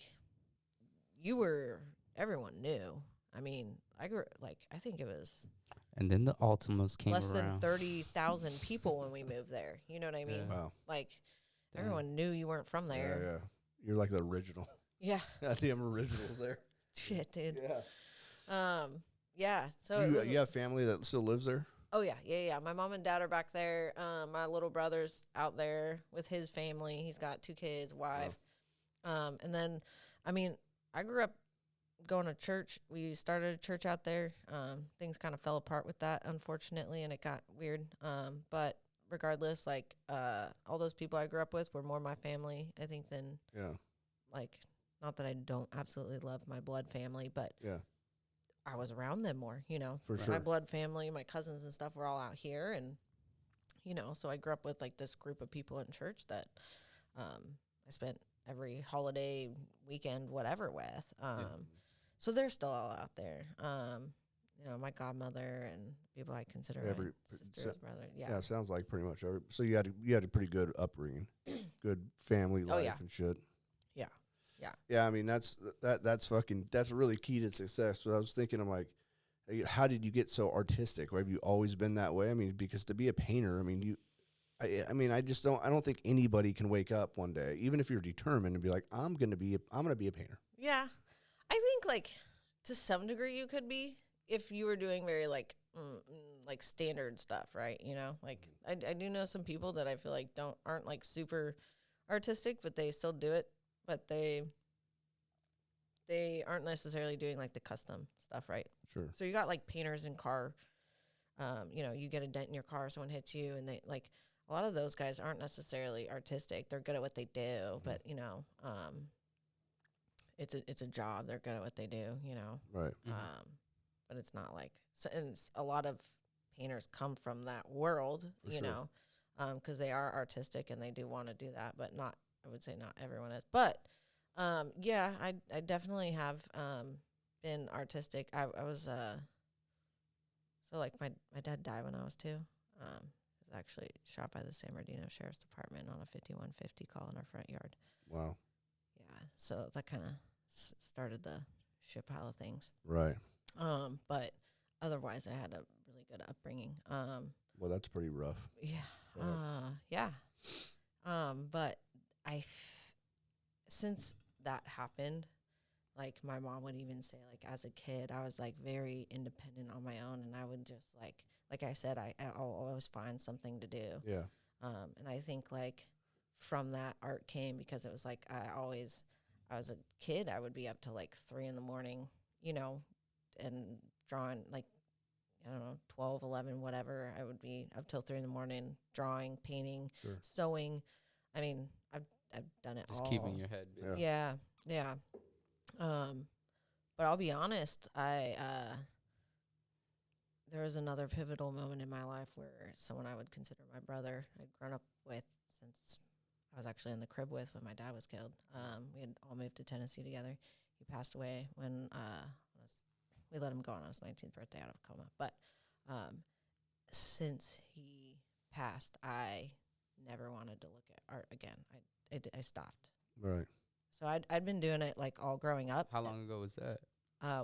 We were 19 or like 8. I was still 18. He was like 6 months older than me. Right. So that was Just another tragic thing that happens that just makes your whole your system just shut down. yeah. So it was 14 years ago. Yeah. Actually, 14 years ago, August 14th. Damn. Yeah. So it's like 14 years ago, and then you ended up like picking up painting. Yeah. Yeah. So after the accident, right? So I Right. never, like, I couldn't, honestly, what it was like, I couldn't sit with myself after Josiah passed away. I could not sit with myself. Mm-hmm. I didn't drink when any of that happened. I didn't party. I was like the perfect kid growing up. I was volunteering, going to church, going to school, working part-time. I mean, I was like the perfect, as a, you know, if you're a parent and you're like, oh yeah, my child's great, you know. Right. Was I like an A++ student? No, but like whatever. I was hands-off kid. Mm-hmm. And so after he passed, I like just didn't really want to, I couldn't really sit still. I didn't really like, I think I just thought about it too much. And then I think I thought, like, on top of that, like everything with my dad, I think it really started creating like these lies in my head about like life and reality and stuff like that. So when it came to art, you kind of have to like be by yourself to do art. Like if someone's talking to you and whatever, and you're ADD, which is typically like an artistic person, has that kind of brain, right? Right. So you kind of have to be okay with yourself. So I wasn't until, you know, I was doing counseling and stuff, but like realistically, like until my accident, and I had to sit with myself for 6 months. Yeah. and that's when I started drawing again. I was sick. So it was that gap. Yeah, it was a 10-year gap because my accident will be 4 years this September, next month. Yeah, next month. So yeah, it was a 10-year gap that I put it away, and Yeah. it sucks because I forgot. Like I always knew I did art, you know, but like I've like found like my boxes with like my old art stuff in it, Mm-hmm. and I was like, oh my god, I like got good. Yeah, Yeah. like I actually could do forgot. this. Yeah. I'm like, Yeah, who drew this? Like I Right, was right, looking through right. my books and I was like, who drew this? yeah. And it was me, and I was Yeah. like, no shit, Yeah. really. I didn't even think I didn't know I had that in me anymore. You know, I was like Yeah. I completely had just shut it Yeah. away. You know, I think it was kind of one of those things where it's like I felt like it was a foolish thing. You know, it was like, oh, I'm never gonna make money off of it. This just wastes my time. You know, like what is it benefiting? You know, I excused it as irrelevant, and you know, didn't know how to. I don't know. Wasn't a fun person, I guess. Yeah.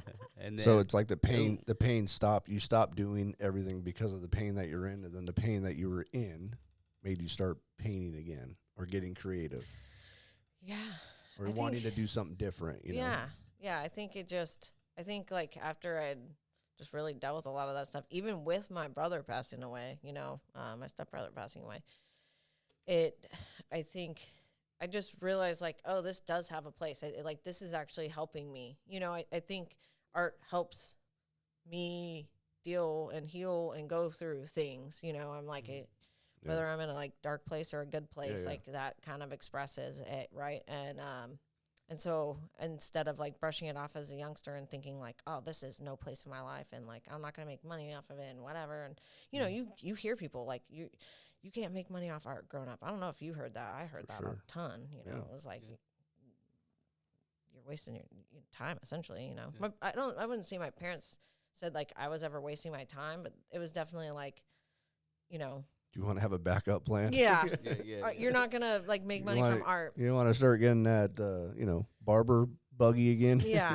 I mean, for sure, I think, I would disagree with that like mentality at this point. You know, obviously, I do think there's a lot of people who go to like get their masters in arts or whatever, and you know, it's like I don't know what you're doing, but like you know, that's none of my business. But Right, like you know, tattoo artists make bomb money.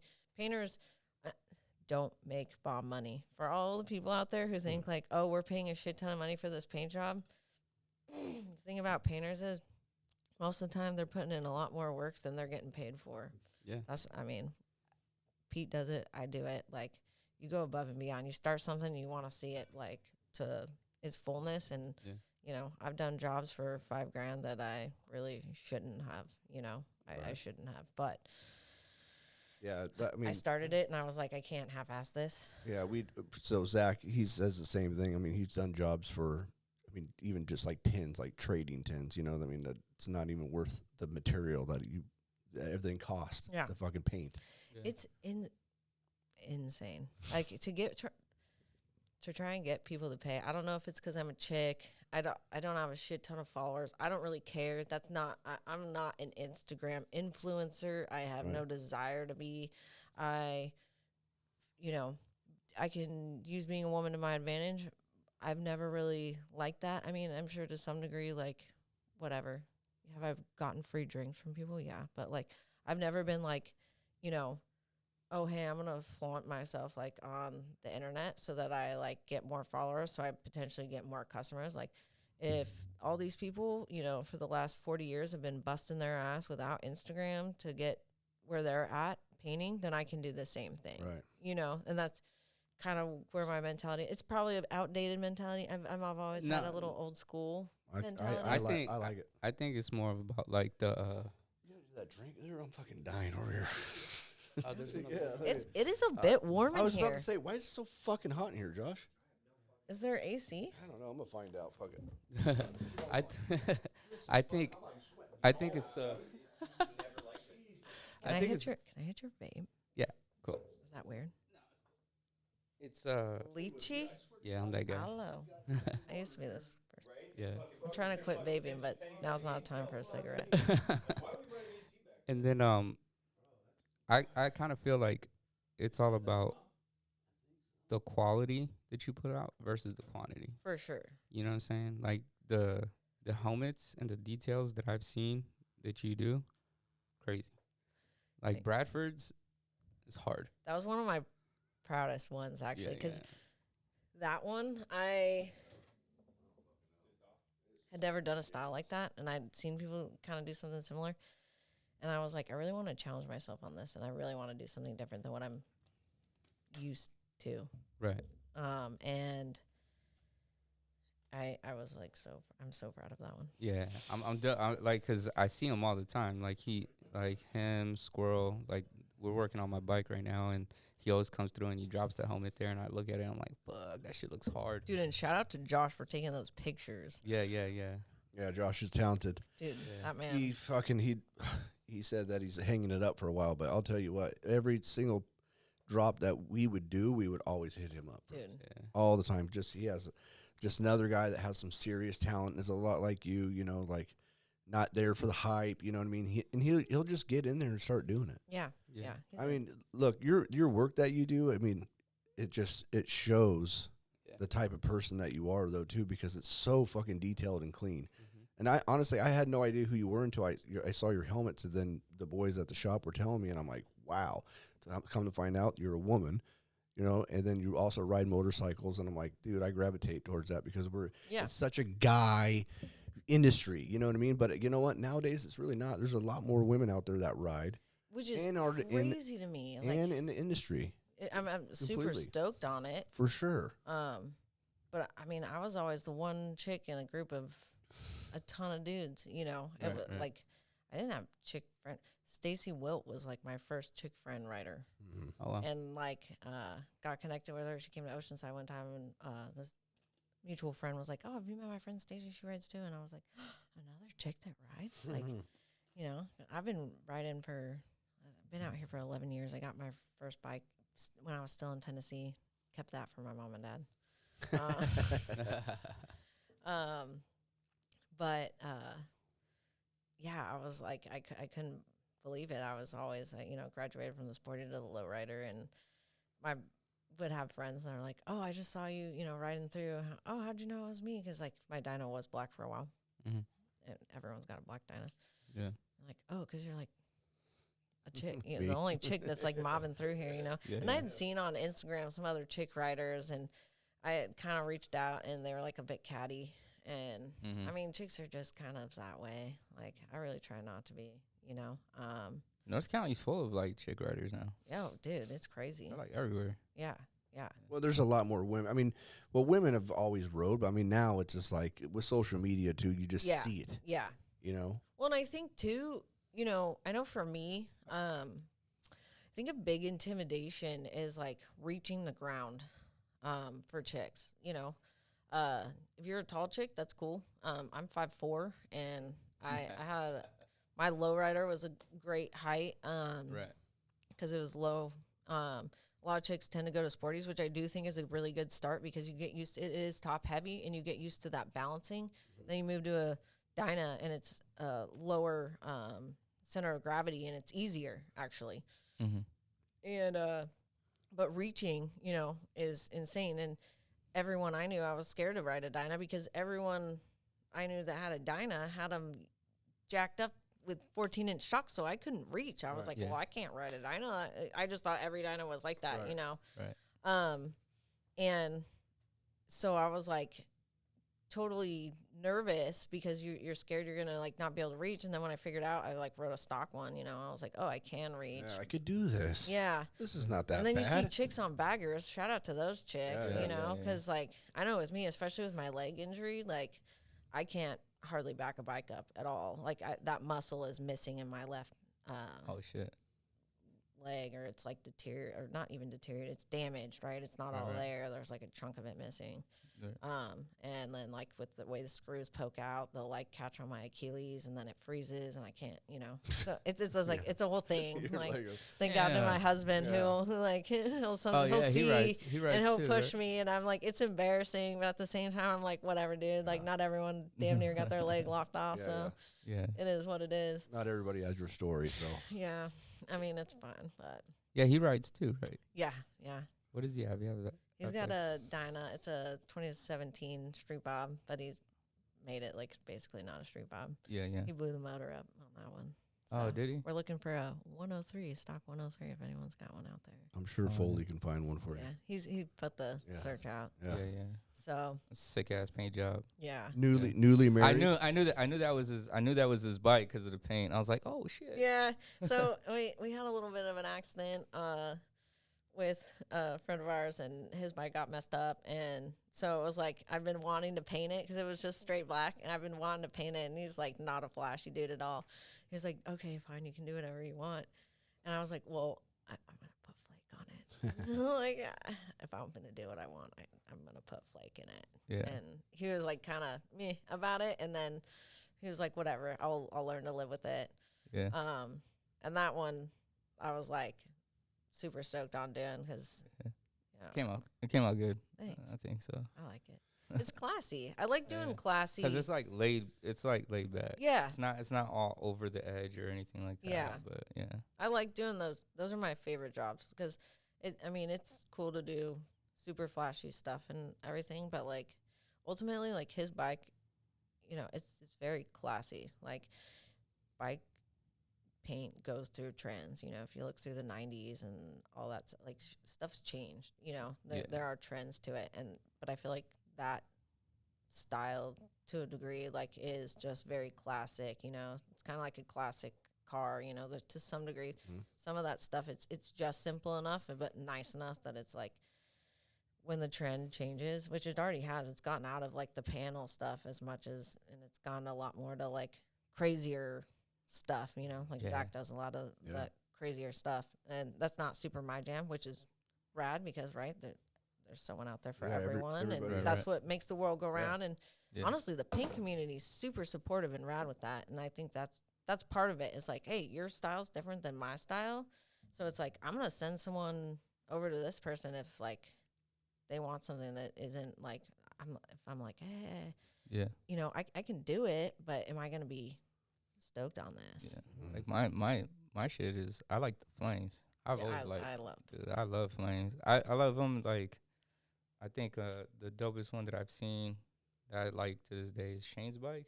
Have you seen Shane's bike? It's like it's a lowrider S, and he just has like the red flames followed with like the black outline. No, it's like a chrome outline, and then the whole bike is all black. Yeah, it's just very classic. Yeah. Classic flames. So I mean, I think Kiwi did that one. Okay, yeah. It looks good. Dude, I like it. Kiwi's rad. He does some dope flames. Yeah. He does flames great. Me and Kiwi have become friends. I love Kiwi. Yeah. Oh yeah. He's rad. Yeah. Super rad.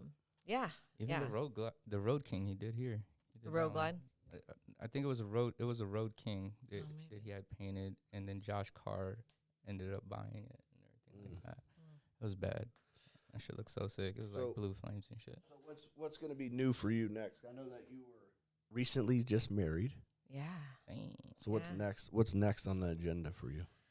I don't know. I'm trying to kind of figure that out.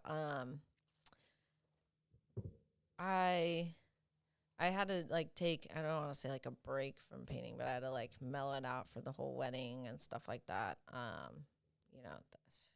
Planning a wedding is like a full-time job, and I already work 30 hours at the barbershop and then do like about 30 at the paint shop, and then was planning a wedding.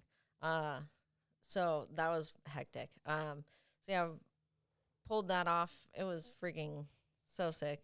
It was a blast. I wish I could go back and do it again. Right. It went by way too fast. But at this point, I'm just kind of trying to recoup from that. We went on our honeymoon. My grandma passed away while we were on our honeymoon.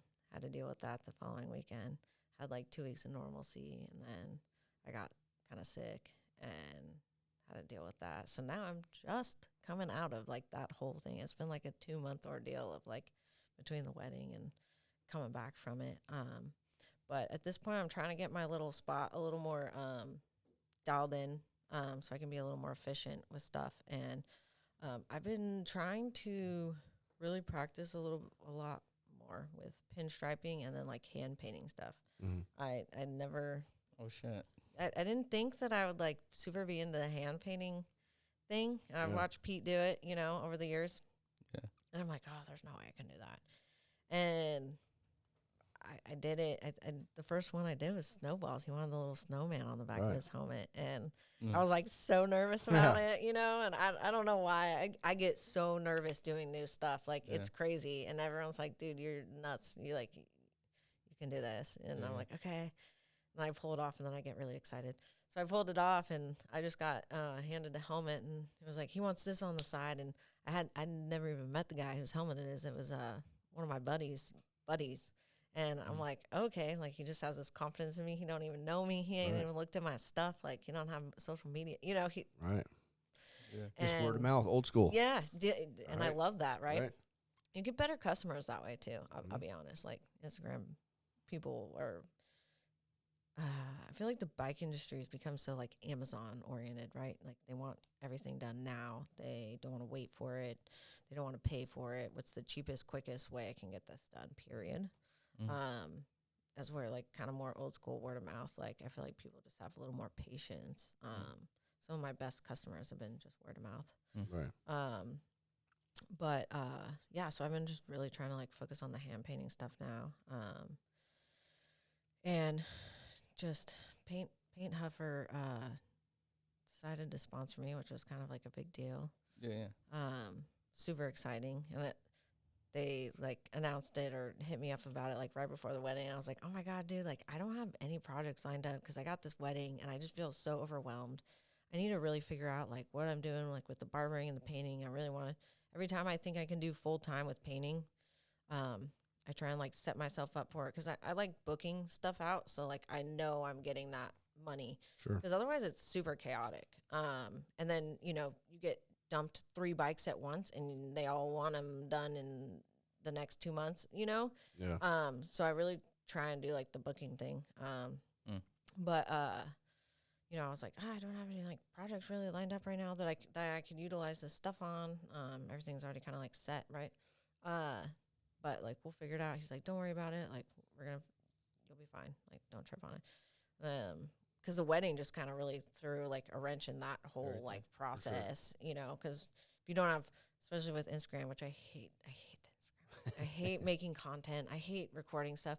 I've done so much more stuff than I post because like I just go in and I do it and I like doing it and I get in the zone and I do it. I'm not like, oh, let me set up my tripod and then like my camera and like do all this and then record. And then half the time when I do record stuff, I forget that I'm recording it and I leave it for like 2 hours and I'm like, oh my God, we're like, where's my phone? And I'm like, I have 2 hours of like a blank wall, you know? It's on the tripod. Dude, I'm the worst. So yeah, just right now I'm still just trying to figure out the balance of the two. Still, I don't have any like huge projects that I've got lined up that I'm like super, super pumped on. I really do want one. I really want to get a set of tins and do something I really want to do because as fun as it is doing stuff for people, a lot of times it's got a lot of restraints on it and you're kind of like, it's like barbering, right? Everyone thinks like, oh, barbering's so artistic. And I'm like, no. People walk in and they're like, I want a 3 on the sides, tapered in the neck, and it's short on top, which is nice because then you're not sitting there wasting like 15 minutes trying to pull some words out of a dude that doesn't know what day it is, you know? Yeah. Because no offense, but y'all are the worst at trying to figure. Like, No shit. dudes are like, oh, women want you to read your minds. And they come in the barbershop and they're like, shorter. The same cut but shorter, and I'm like, it's been 6 months since you got a haircut. I don't know what shorter means to you. I don't know what this used to look like. Like, do you want an inch off?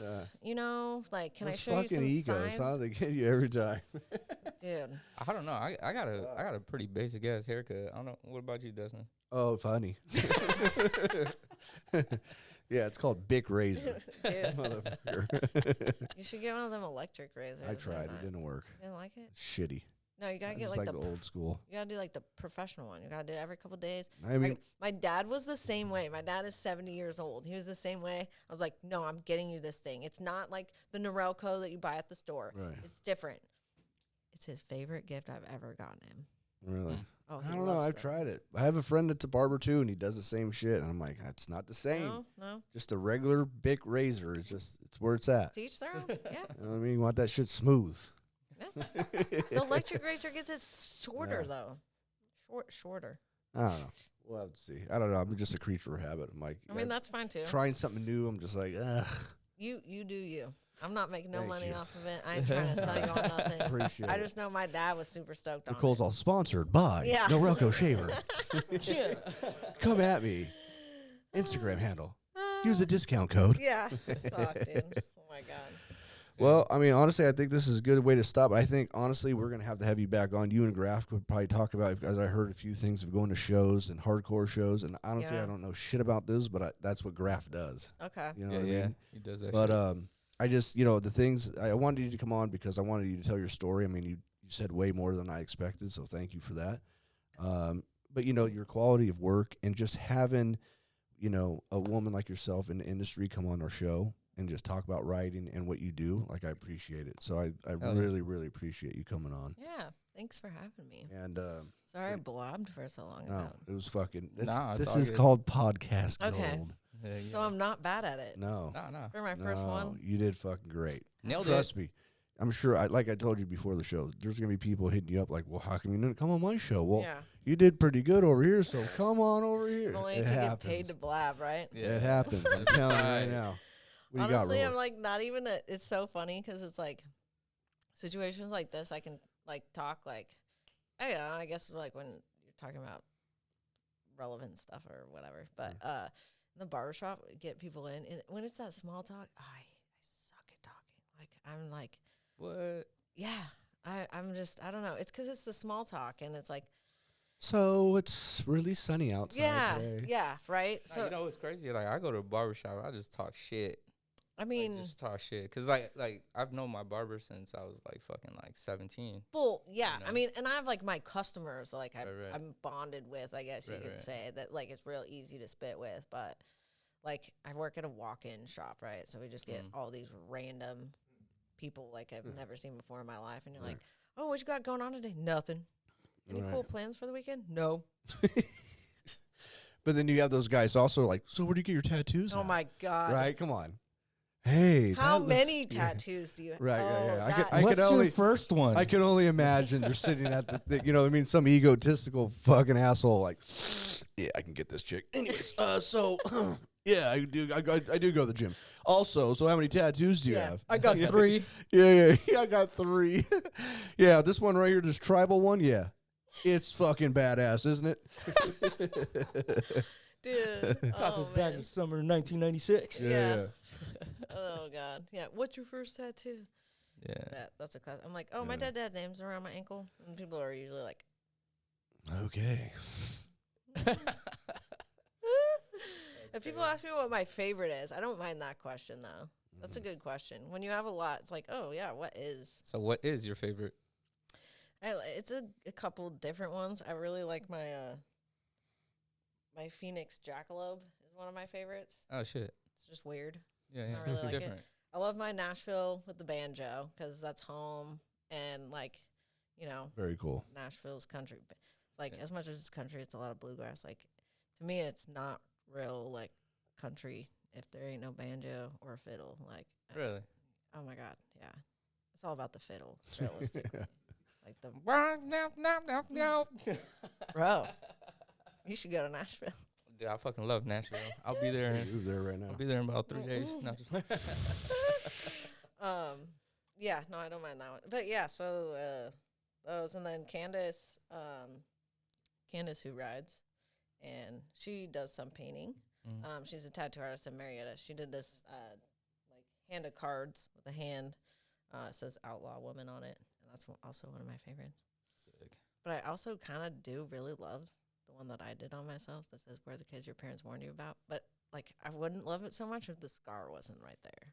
Yeah, Like it makes ripping it in It makes half, it right? even cooler, Dude. now, for sure. Yeah. I was like, yeah, that Yeah. picture.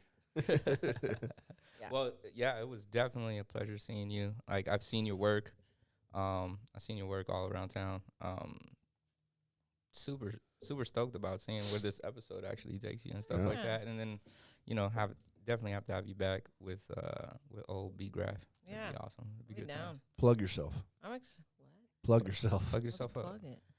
your Instagram. Your Instagram handle, girl. Oh. I said Oh. plug yourself. Does that mean Shit, wait a minute. Plug, wait. What the fuck kind of show is Shit got this? fucking weird. Hold on a minute. You're fucking married. What the hell? Oh, you know what? Security. I'm not gonna. Yeah, yeah. Does that mean I say my What's your Instagram? yeah? handle? What's your Instagram? Okay, so I'm telling you, I'm like a I love 60-year-old man in a I girl's love body. I'm it. like, huh? Oh, I love it. I didn't even know what the IKKYK. I just had to ask the people at the bar. Oh. I'm like, what does this mean? And they're like, if you know, you know. And I was like, Yeah. wow. I trust me. That I'm the makes so same much more fucking. I'd be sense. doing that to Graph all the time. He's like, "What the fuck you doing?" Okay, so it's at Whiskey Coco with 2 Y's, but I'm trying to do the business page, and it's Whiskey with 2 Y's Customs, and that's the There you business. go. I'm really bad at managing the two. I just naturally kind of go to the Whiskey Coco, but I really should have the business one doing better. I don't know. Some people like to see your personal stuff though, which is weird. It's true. You know? Want to get personal? Yeah. I don't get it. Yeah. I don't get it either. I don't. Yeah. Like my like I have my prep company, and like I'll get like 120 views on the story, or like 300, whatever. And then I'll post something on my personal, and then it's like 600. I know. Like, what? I know. It's weird. Like, That's I crazy. posted something like, oh, yeah, we're still looking for a roommate, which I think we may have figured it out if Alex ever answers. Other Alex, not husband Alex. Shout out to Alex for the wedding pictures, though. Did y'all Right. see those? Yeah. Great. Yeah. My God. It was Good good. job. Anyone's getting married and you need a photographer, hit up Native Photo, man. He's solid. Boom. He freaking killed it. It was good. Yeah, I'll have to those- show you guys after were the great. show some of those pictures because I Yeah. didn't even post like a lot of the good ones. Oh, Yeah. yeah. Because I feel weird posting personal stuff. I'm like, do people really give a shit? But They yeah, do. so I posted like we're still looking to fill the room thing, and like 600 people looked at it, and then I like posted something paint, and it was like 86 people, and I was like, man, this is like way cooler than like Yeah. I'm looking for a roommate. Like we have this spare room we have 2 spare rooms in our house, and it's kind of ridiculous paying for this house on our own. Yeah, I you know? literally posted a picture of a fucking Thunder Max. My most viewed video was like I think this is funny. It was one when I was still like working. I've moved like little shops or whatever.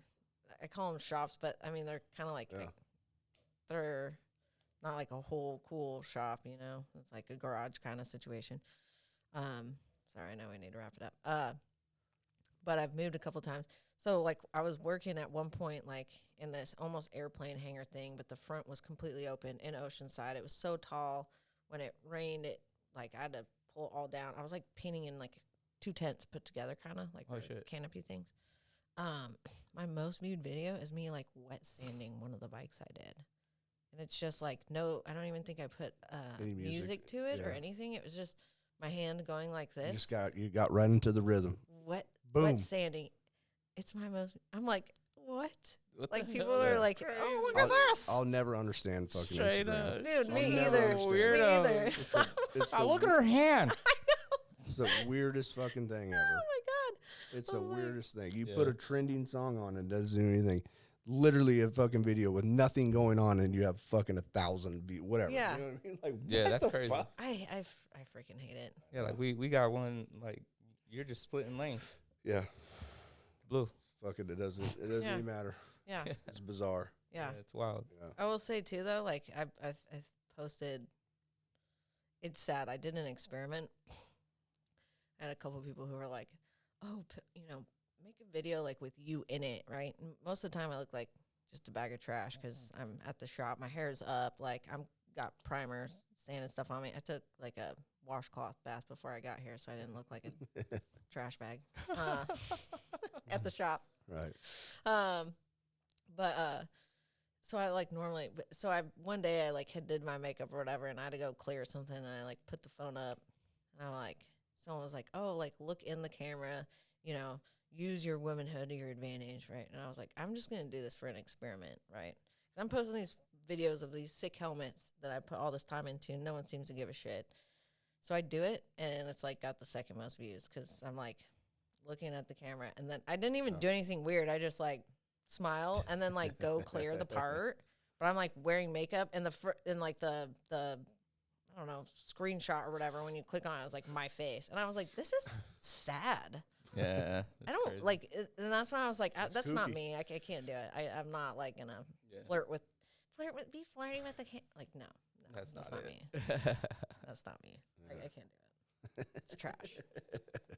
Sing to the camera, please. I'll just keep posting pictures of my dog Yeah.